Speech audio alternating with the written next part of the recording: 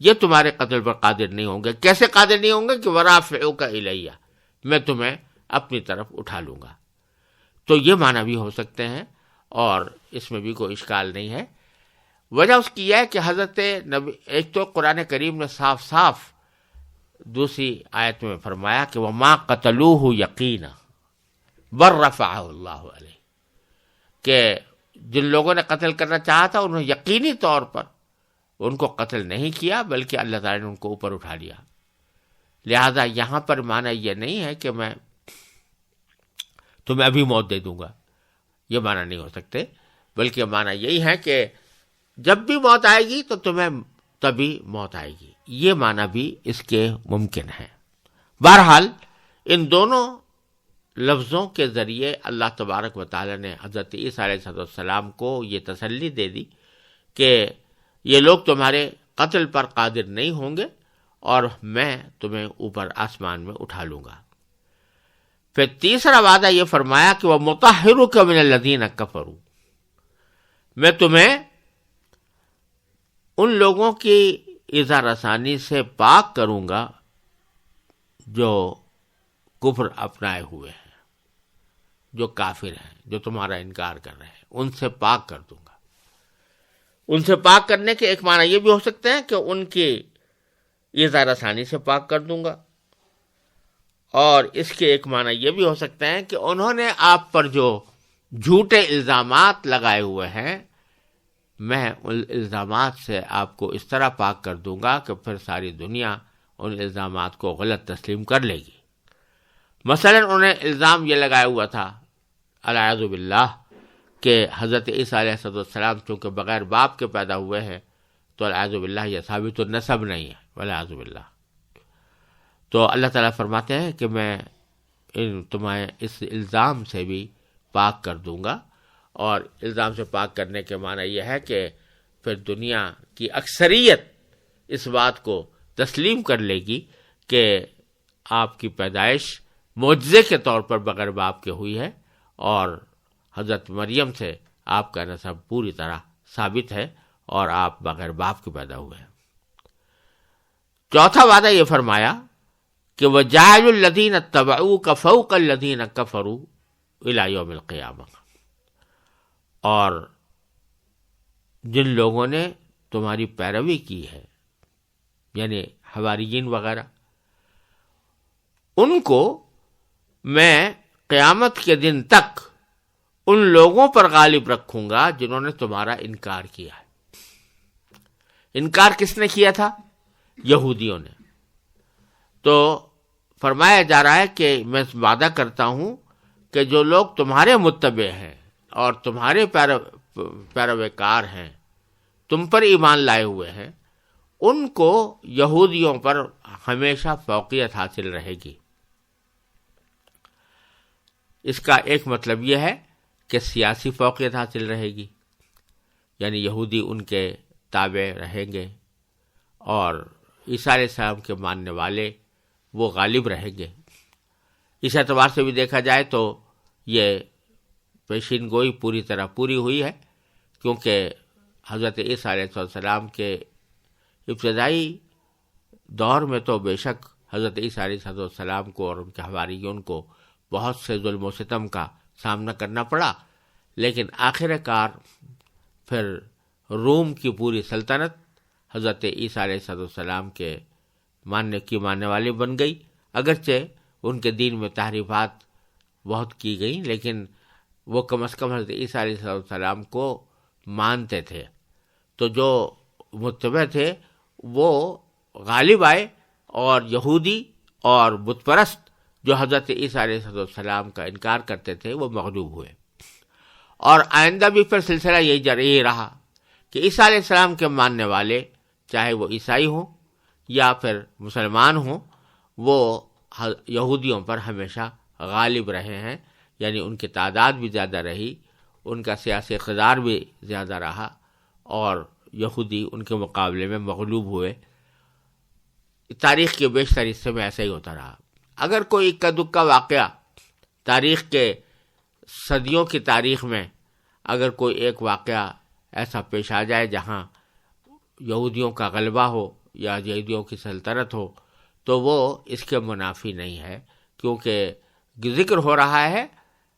اس وقت سے لے کر قیامت تک آنے والے پورے زمانے کا،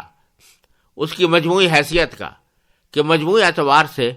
حضرت عیسیٰ علیہ السلام کے ماننے والے، چاہے وہ مسلمان ہونے کی شکل میں ہوں یا عیسائیوں کی شکل میں ہوں، وہ غالب رہیں گے یہودیوں کے اوپر۔ اور دوسرے معنی اس کے یہ بھی ہو سکتے ہیں کہ میں قیامت تک تمہیں اس طرح غالب کروں گا اور تمہارے متبعین اور پیروکاروں کو کہ وہ حجت کے میدان میں اور دلیل کے میدان میں وہ غالب رہیں گے یہودیوں کے اوپر۔ چنانچہ ایسا ہی ہوتا رہا۔ پھر فرمایا کہ ثم الی مرجعکم، پھر تم سب کو میرے پاس لوٹنا ہوگا، فاحکم بینکم، تو میں اس وقت تمہارے درمیان فیصلہ کروں گا، فیما کنتم فیہ تختلفون، ان معاملات کا جن میں تم اختلاف کیا کرتے تھے۔ فیصلہ کیا ہوگا؟ فاما الذین کفروا فاعذبهم عذابا شدیدا فی الدنیا والآخرہ، چنانچہ جو لوگ ایسے ہیں کہ انہوں نے کفر اپنا لیا ہے، فاعذبهم، تو میں ان کو عذاب دوں گا، عذابا شدیدا، سخت عذاب، فی الدنیا والآخرہ، دنیا میں بھی اور آخرت میں بھی۔ چنانچہ حضرت عیسیٰ علیہ السلام کے ساتھ کفر کا برتاؤ کرنے والوں کا انجام دنیا میں بھی اچھا نہیں ہوا اور آخرت میں تو ہو گئی۔ وَمَا لَهُم مِّن نَاصِرِينَ، اور ان کو کسی طرح کے مددگار میسر نہیں آئیں گے۔ البتہ وَأَمَّا الَّذِينَ آمَنُوا وَعَمِلُوا الصَّالِحَاتِ، البتہ جو لوگ ایمان لائے ہیں اور انہوں نے نیک عمل کیے ہیں، فَيُوَفِّيهِمْ أُجُورَهُمْ، تو اللہ تعالیٰ ان کو ان کا پورا پورا ثواب دے گا۔ وَاللَّهُ لَا يُحِبُّ الظَّالِمِينَ، اور اللہ تعالیٰ ظلم کرنے والوں کو نہیں پسند کرتا۔ ذَلِكَ نَتْلُوهُ عَلَيْكَ مِنَ الْآيَاتِ وَالذِّكْرِ الْحَكِيمِ، بیچ میں اللہ تبارک و تعالیٰ نے جملہ معترضہ کے طور پر، لیکن بڑے اہم جملے معترضہ کے طور پر یہ بات فرمائی کہ یہ ہے وہ آیتیں اور حکمت بھرا ذکر و ذکر الحکیم جو ہم تمہیں پڑھ کر سنا رہے ہیں۔ یعنی یہ سارے واقعات کہ عیسیٰ علیہ السلام کے ساتھ کیا واقعہ پیش آیا، مریم علیہ السلام کے ساتھ، زکریا علیہ السلام کے ساتھ کیا واقعات پیش آئے، یہ آپ کی زبان پر جاری ہو رہے ہیں، جبکہ آپ امی ہیں، کہیں سے آپ نے یہ واقعات پڑھے نہیں تھے، اور آپ کے زبان مبارک پر جاری ہو رہے ہیں، تو یہ ہم نے آیات نازل کی ہے اور حکمت بھرا ذکر نازل کیا ہے جو آپ کے سامنے پڑھ کر سنا رہے ہیں۔ تو اس سے جو آپ کے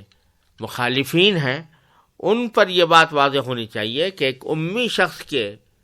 زبان پر یہ سارے واقعات کا جاری ہونا یہ اس بات کی ناقابل انکار دلیل ہے کہ اس پر وحی نازل ہو رہی ہے، اور اللہ تبارک و تعالیٰ اپنے فضل و کرم سے ان کو نبوت سے سرفراز فرما رہے ہیں۔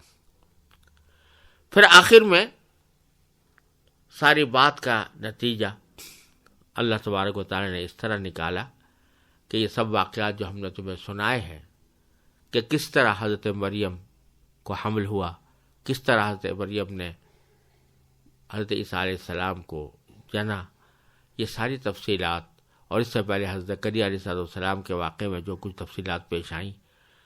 ان سب کا حاصل یہ بیان کرنا ہے کہ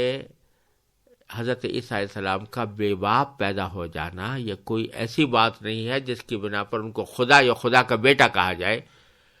بلکہ یہ اللہ تعالیٰ کے ان معجزات ہی کا ایک تسلسل تھا جو مختلف انبیاء کرام کو اللہ تعالیٰ عطا فرماتے رہتے ہیں۔ لہذا فرمایا ان مثل عیسیٰ عند اللہ کمثل آدم، بے شک اللہ کے نزدیک عیسیٰ کی مثال آدم جیسی ہے۔ کہ کیا کس اعتبار سے؟ کہ خلقہ من تراب، اللہ تعالیٰ نے حضرت آدم کو مٹی سے پیدا کیا تھا، ثم قال له، پھر اس سے کہا تھا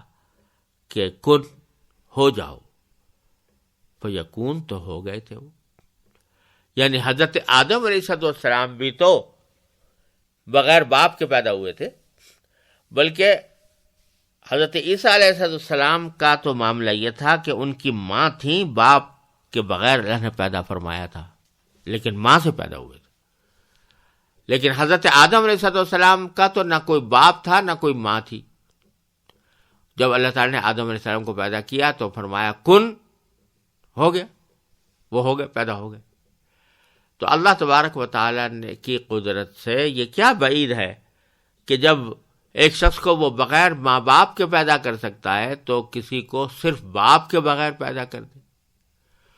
اور صرف باپ کے بغیر پیدا ہونے سے کسی کا یہ لازم نہیں آتا کہ وہ خدا بن جائے یا خدا کا بیٹا بن جائے۔ اگر یہ لازم آتا تو سب سے پہلے حضرت آدم علیہ السلام کو کہنا چاہیے تھا کہ یہ خدا کے بیٹے ہیں، کیونکہ بغیر ماں باپ کے پیدا ہوئے ہیں۔ تو وہاں تو کوئی کہتا نہیں، عیسائی بھی نہیں کہتے کہ وہ آدم علیہ السلام اللہ کے بیٹے ہیں۔ تو پھر عیسیٰ علیہ السلام جن کو اللہ تعالیٰ نے اپنے خاص قدرت کاملہ سے بغیر باپ کے پیدا کر دیا تھا، ان کے بارے میں یہ اصرار کیوں ہے کہ ان کو بیٹا مانا جائے؟ یہ مطلب ہے کہ اللہ تعالیٰ کے نزدیک ان کی مثال عیسیٰ کی مثال آدم علیہ السلام کی مثال کی طرح ہے۔ جس طرح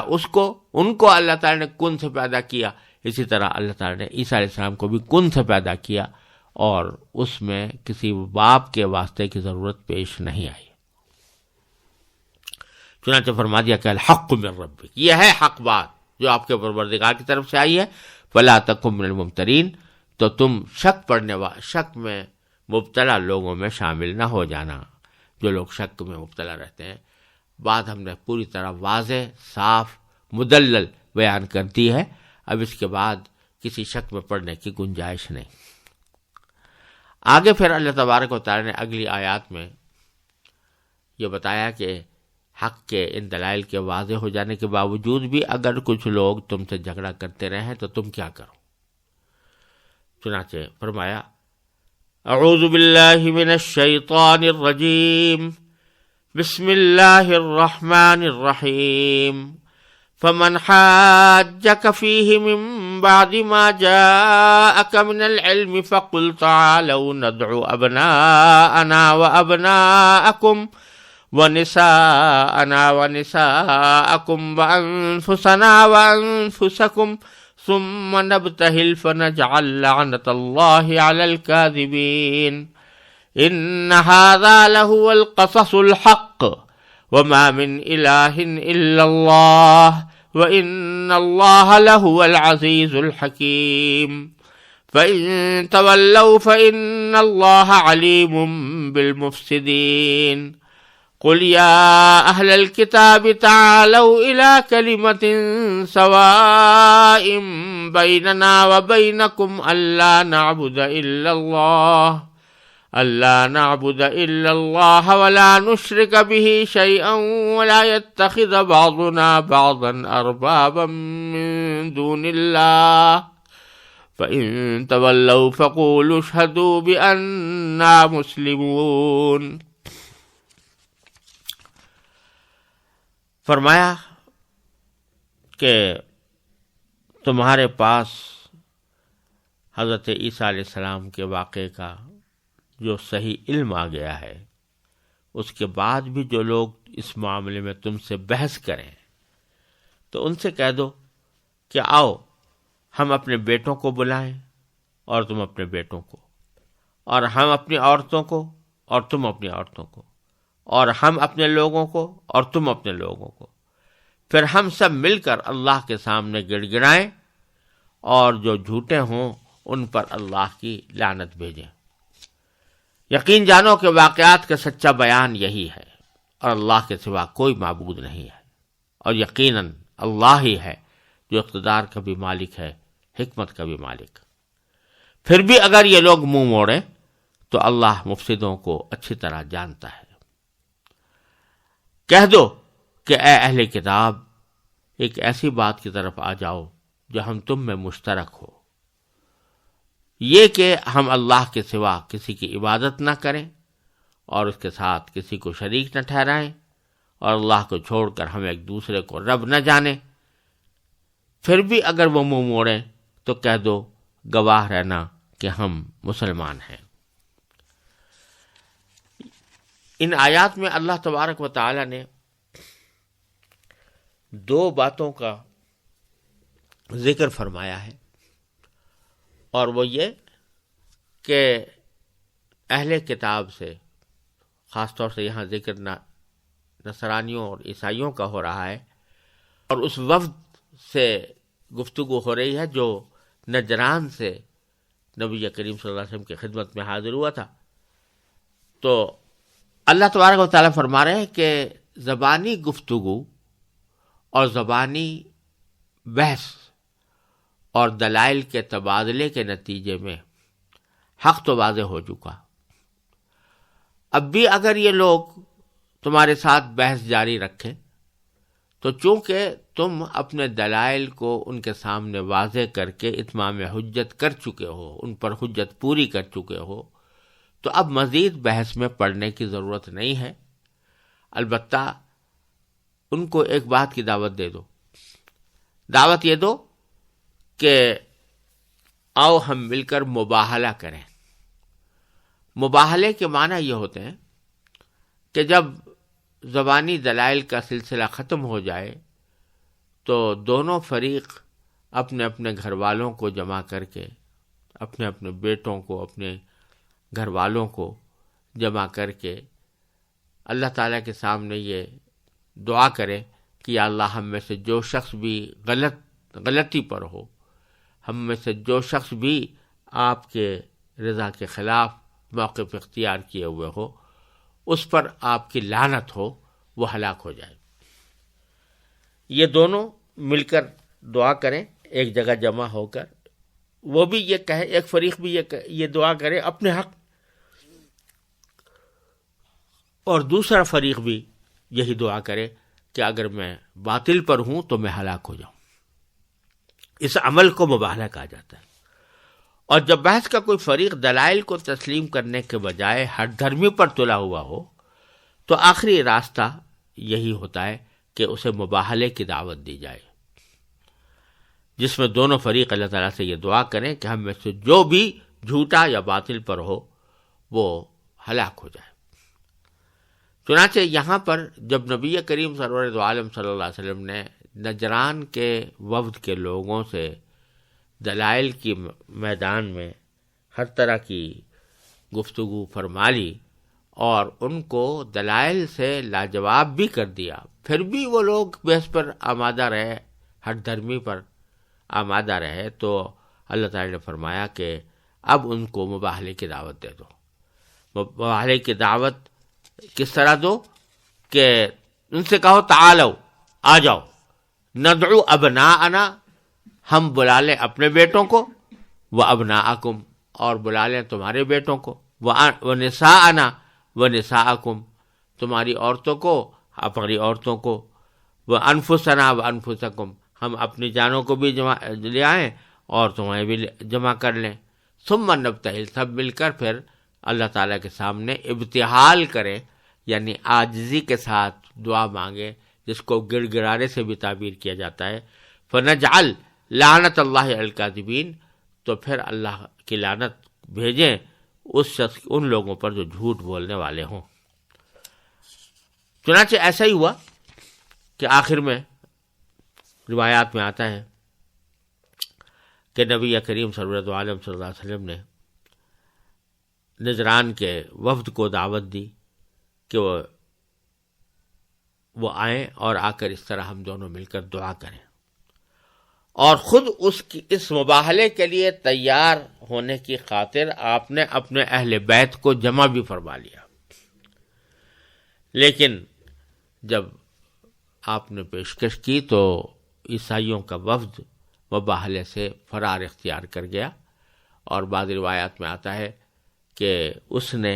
اپنے ساتھیوں سے، اس کے سردار نے اپنے ساتھیوں سے کہا کہ بھائی چونکہ ان کے رسول ہونے کی تقریباً ہمیں یقین جیسا ہے علامات کے لحاظ سے، اگر کوئی شک ہے بھی تو ظن غالب یہی ہے کہ یہ اللہ کے رسول ہیں، تو ایسے موقع پر اگر یہ دعا کریں گے تو ہماری تباہی بربادی کے سوا کوئی راستہ نہ ہوگا، لہذا کسی طرح ان مباہلے سے چھٹکارا حاصل کرو۔ چنانچہ اس کے بعد انہوں نے حضور اقدس نبی کریم صلی اللہ علیہ وسلم کو نجران کا شہر بطور جزیہ کی طرف سے جزیہ پیش کرنا منظور کر لیا اور مباہلے کے لیے تیار نہیں ہوئے۔ تو اس لیے اللہ تبارک و تعالیٰ نے ان کا خاص طور پر یہ ذکر فرمایا کہ انہوں نے یہ پیشکش بھی کی گئی، لیکن انہوں نے اس سے راہ فرار اختیار کی، جس سے معلوم ہوتا ہے کہ خود ان کو اپنے حق پر ہونے کا یقین نہیں تھا۔ اس کے بعد اللہ تبارک و تعالیٰ نے ایک بڑے ناصحانہ انداز میں اہل کتاب سے خطاب کرنے کے لیے فرمایا، جس کا حاصل یہ ہے کہ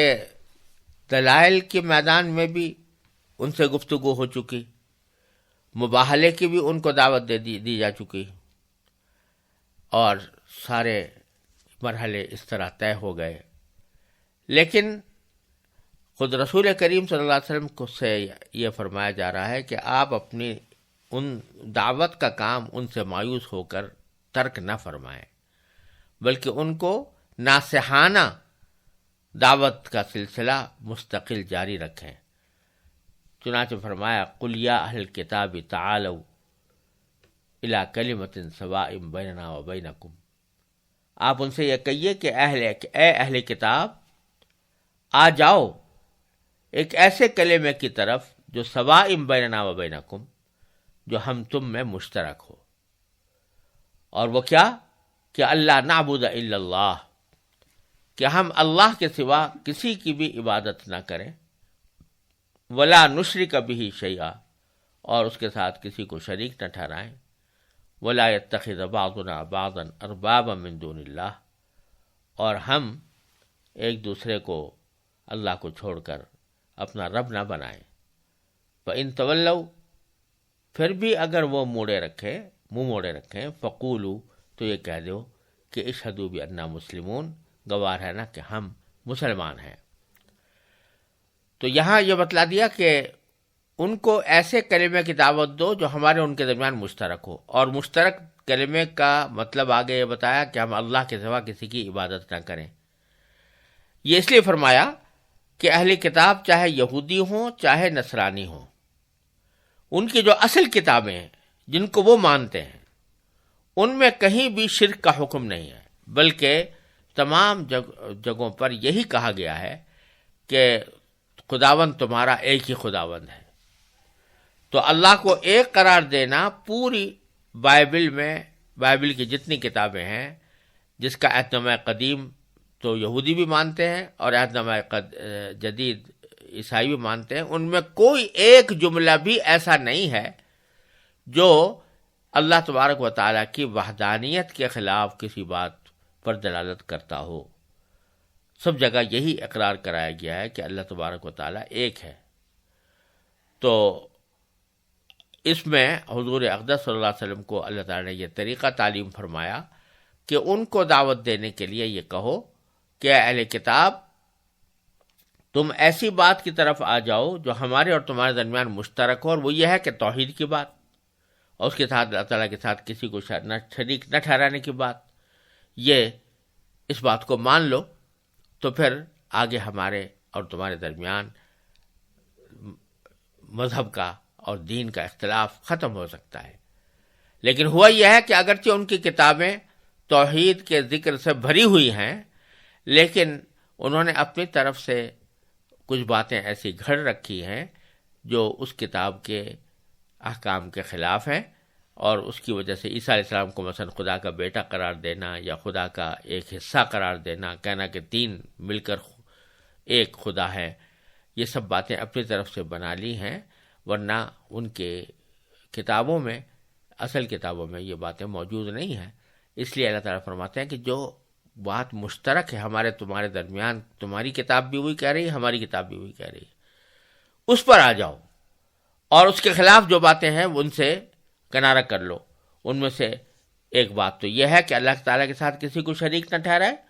دوسرا یہ کہ ہم ایک دوسرے کو اللہ کو چھوڑ کر رب نہ بنائیں، یعنی جیسا کہ انہوں نے عیسیٰ علیہ السلام کو رب بنا لیا تھا، یا بعد میں یہودیوں کے ہاں یہ سلسلہ تھا اور پھر بعد میں نصرانیوں کے یہاں بھی رہا کہ اپنے مذہبی پیشوا کو وہ خدائی کا درجہ دینے لگتے تھے، اس معنی میں کہ جو یہ حلال کہہ دے وہ حلال، جو یہ حرام کہہ دے وہ حرام، جس کا ذکر کسی اور جگہ قرآن کریم میں بھی آیا ہے۔ تو ان کو ایک طرح سے قانون سازی کا مقام دے رکھا تھا، شریعت سازی کا مقام دے رکھا تھا، اس کو بھی اللہ تعالی نے رب بنانے سے تعبیر فرمایا ہے۔ تو آپ ان کو یہ دعوت دے دیجیے، فَإِن تَوَلَّوْا، اس کے باوجود بھی اگر وہ منہ موڑ کر جائیں، فَقُولُوا اشْهَدُوا بِأَنَّا مُسْلِمُونَ، تو بس پر اعلان کر دو کہ بھائی تم نے جو بھی مسلک اختیار کیا ہو، ہم تو مسلم ہیں، یعنی ہم اللہ تعالیٰ کے فرما بردار ہیں، اور ہم اسلام کے دین کو ماننے والے ہیں جس میں توحید کے ساتھ کسی بھی شائبے کی گنجائش نہیں ہے۔ آگے پھر اللہ تبارک و تعالیٰ نے ان کی ایک اور گمراہی کا ذکر فرمایا ہے، اور وہ یہ کہ وہ کہا کرتے تھے جب مسلمانوں سے کوئی بحث ہوتی یا مقابلہ ہوتا یا کوئی مکالمہ ہوتا، تو یہودی کہتے تھے کہ ابراہیم علیہ السلام یہودی تھے، اور عیسائی کہتے تھے کہ عیسیٰ علیہ السلام جو نصرانی تھے، عیسائی تھے۔ حالانکہ یہ بات بڑی مضحکہ خیز تھی، کیونکہ عیسائیت یا یہودیت یہ تو